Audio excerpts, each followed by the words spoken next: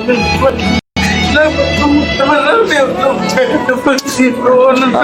niyo po. Pray lang sa Panginoon, ha? Pray lang sa Panginoon, ha? Bye-bye. Alright, again, welcome to my channel. Share your story, Ronnie Harvell. It's good to, ang ganda ng istorya ngayon ito. At siya'y sikat na talagang napakabait na tao, no? Sa di inaasahang blessing ni nanay. Alam nyo kasi nakaupo lang siya doon. At talagang grabe yung problema niya. Alam nyo ba bakit? Napakatindi po talaga. Nakulong ang kanyang anak at nag-iisa lang siya ngayon sa kanyang buhay. Although may mga anak siya, may pamilya na rin. Kaya po, nandun siya nakatambay, no? Grabe. At sa kalagitnaan ng gabi ay nandun siya nakaupo at matambay at halata, no? Nadaanan ito ni ni Anton. Si Anton po kasi mayroon din po siya sa Facebook. Mamaya iyan natin yan. At mayroon din siya sa YouTube. Well, I'm so blessed kasi I am one of the follower po, no, ni Anton. Talagang ay salot talaga. Kasi hindi lang po yun, ay talagang nagpe-pray din po siya. At nag-encourage at pinagpe-pray po mga taong yun. At namanghap ako talaga sa kanya. No? Although marami namang vlogger na magagaling at napakabait, katulad Daddy Frankie, sino pa ba? Maraming mga mababait po talaga, no? Na mga pasaway. Si pasaway din, maganda rin yun. Anyway, mga sikat po talaga na talagang although it's ganun po talagang larangan ng vlog. Yes, dito po ay ating pong bigyang diin talagang makakatulong sa atin na parang ano ba nung nakaka-inspire po sila sa buhay ng bawat isa, ng bawat tao. Kahit po ako, kung gusto pwede, no? Gusto ko rin gawin 'yon. Well, dito po itong istorya, no, about sa Share Your Story, Ronnie Harvell ay ating pong ilalatag ang kaganapan po kay Sir Anton na dinatnan niya po ang isang nanay o talaga nag-iisa na lang po siya sa buhay at nakakalungkot man isipin, no, na wala na siyang kasama. 6 years na po na matay ang kanyang asawa. So nag-iisa na lamang po siya, nakulong pa po ang kanyang anak. Well, ganun po talaga at hindi saka medyo nagkakaroon po siya ng doubt, no, sa panalangin. Alam niyo kasi maganda rin po mga payo dito ni Sir Anton. Well, at ating po siyang bigyang diin at magiging magandang istorya ito kasi itong vlogger na si Sir Anton ay napakabait po talaga na tao. At talagang ma-inspire ka. Marami po na talaga siyang natulungan din, no? Ito po si Sir Anton at if you want to subscribe him, meron po siya. Kanyang subscribers ay 6 point. Ano ba 'to? Baka yung yung lumang video, yung isang YouTube niya siguro to, Anton Video. Well, sa Facebook po is almost 6.3 million followers po siya. At napakaganda talaga.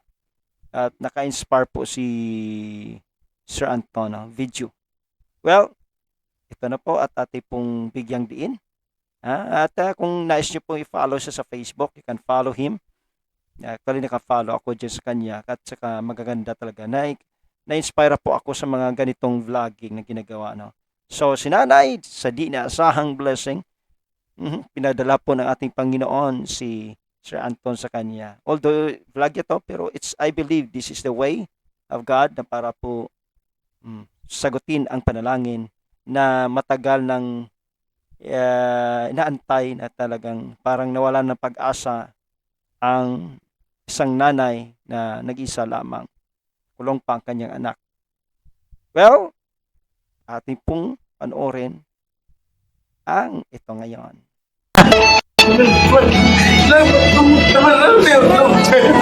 Tulungan niyo Oo, pray lang sa Panginoon, ha? Pray lang sa Panginoon, ha? Bye. Nay, Nay, excuse me lang. Pwedeng magtanong? Kasi kanina pa kita napapansin dito. Mag-isa ka lang. Anong oras na? Hating gabi na. Ba't po kayo nandito?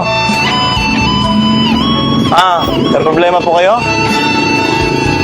Bakit? Ano po problema nyo? Ba't kayo umiyak? Bakit po kayo umiiyak? Ano po problema nyo? Uy, baka ako may kasalanan na ha. Ba't po kayo umiiyak? Tumabi na ako sa inyo. Oo. Hindi naman po namin nakuha akong kausap. Oo. Anong nangyayari sa kausap? Asa po ba yung asawa nyo? Wala. Wala ka ng asawa. Nasaan na po? Dahil na, 6 na taon na. Kumano na, 6 na taon? Asan yung anak nyo? Wala. Kaya na sila. Ganon. May kanya-kanyang buhay na. Seryoso? Kayo na lang po nag-iisa. Dito po kayo tumatambay, hating gabi na. Anong ginagawa nyo dito?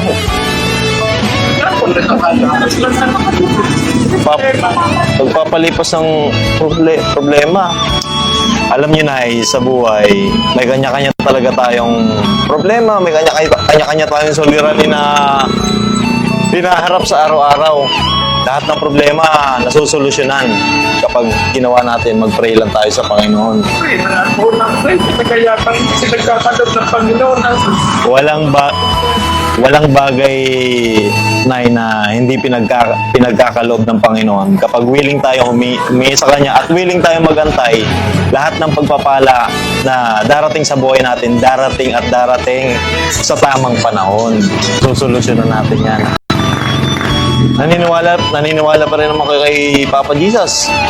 Amen. At least naniniwala pa rin kayo sa kabila ng... Wala na ba matatawag kundi siya lang. Amen. Siya lang malalapitan natin. Kasi ang buhay natin, hiram lang naman natin sa Kanya. Kaya na kami na ano ko eh. Kaya pa akong problema hanggang ngayon. Puro problema. Wala nung maliliit pa kami mga kapatid ko. Ganito na ha.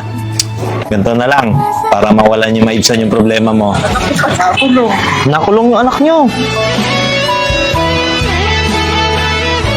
Hindi ko nga gumagamat araw-araw nakakain ko sa paano kung magdadala. Ganon. Loko yung...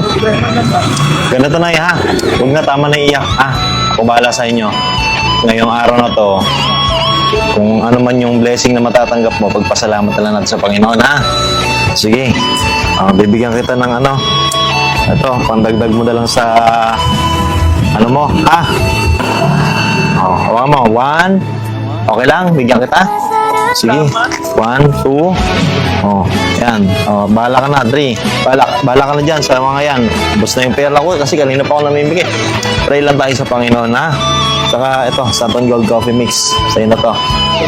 Etong kape, healthy, ha? Herbal coffee. Napakasarap na kape. Stress na ako ito na Tama-tama yun sa'yo. Huwag mo isipin yung problema na yun, ha? Okay lang ba, pag-pray ko po kayo. Yung tunay na pray. Sige, ganito, pray tayo. Hingi tayo ng tulong sa Panginoon. Siya lang naman malalapitan natin. Wala na iba, no? Lord, maraming salamat sa buhay ni Nanay. Ingatan niyo po siya sa kabila ng kanyang mga problema na pinagdadaanan. Kayo ang magbigay ng kalakasan sa kanya. Kayo, Diyos, ang siyang sumama sa kanya sa araw-araw niyang pamumuhay. Bigyan niyo po siya ng knowledge and wisdom, Panginoon, sa araw-araw na kanyang hinaharap sa mundong ito. Bigyan niyo po siya ng blessing, Panginoon, na nanggagaling sa inyo. Maraming salamat sa dakilang pangalan ng Panginoong Jesus. Amen. Huwag na po kayo umiyak, ha? Okay? Sa inyo na yan, ha? Dito na ako. Kasi gabi na rin eh. Saan po ba kayo? Dito lang din. Sige. Ingat kayo, ha? Sige. Sinay, dito na ako. Bye-bye.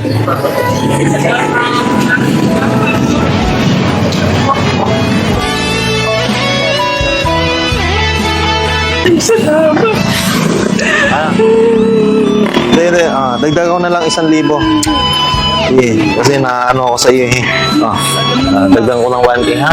Huwag na, sige, dito na ako na ha? Salamat po. Marami ang doktor kapag sino ang tulungan niyo Oo, po. pray lang sa Panginoon, ha? Pray lang sa Panginoon, ha? Bye.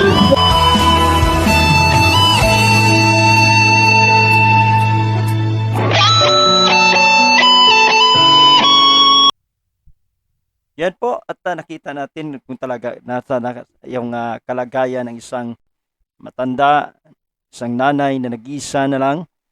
Ang kanyang anak ay nakulong pa. May pamilya naman ang kanyang mga kaanak ding iba. Namatay na ang kanyang asawa for 6 years na, sabi niya. At yan po, lagi pala siya nagtatambay dyan. Pero, biruin nyo no? At siya ay siguro nandun siya sa bang siya ay nakaupo, nagmumuni-muni siya kung anong nangyari. Bakit nagkakaganito ang kanyang buhay? At parang hindi sinasagot daw ng Panginoon. Pero alam niyang Diyos ay willing po talaga. No? Lagi po siyang nakikinig sa atin. At hindi niya po tayo pinababayaan. Kaya po, wag tayong magtaka at wag tayong mag-alinlangan sa mga bagay na ano man ang nangyayari sa ating buhay, di ba? So salamat po Sir Anton. Talagang napakabait mo at marami ka pang matutulungan po sir at napakabuti ng iyong puso itong magandang vlog na iyong ginawa. Actually marami na yan ang pupuntahan Sir Anton kahit saan yan. Well, ganun po talaga at nakita natin kung ano talaga kaganda ng Diyos, no? At kung atin lamang tingnan ay hindi po talaga nagpapabaya ang Panginoon sa lahat ng bagay. No? At iningatan po talaga tayo ng Panginoon. See? So sabi pa nga dito, at itong verse sa 1 Peter chapter 5, babasahin ninyo. Lakihan ko. Okay? Casting all your care upon Him, for He careth for you. Praise the Lord. Amen. So maraming salamat Sir Anton and may the Lord bless you. Kaya kung gusto niyo mag-follow kay Sir Anton, you can follow him. Okay, you can follow him and even you can subscribe to sa kanyang tawag ito sa YouTube. Okay? God bless you all and bye-bye.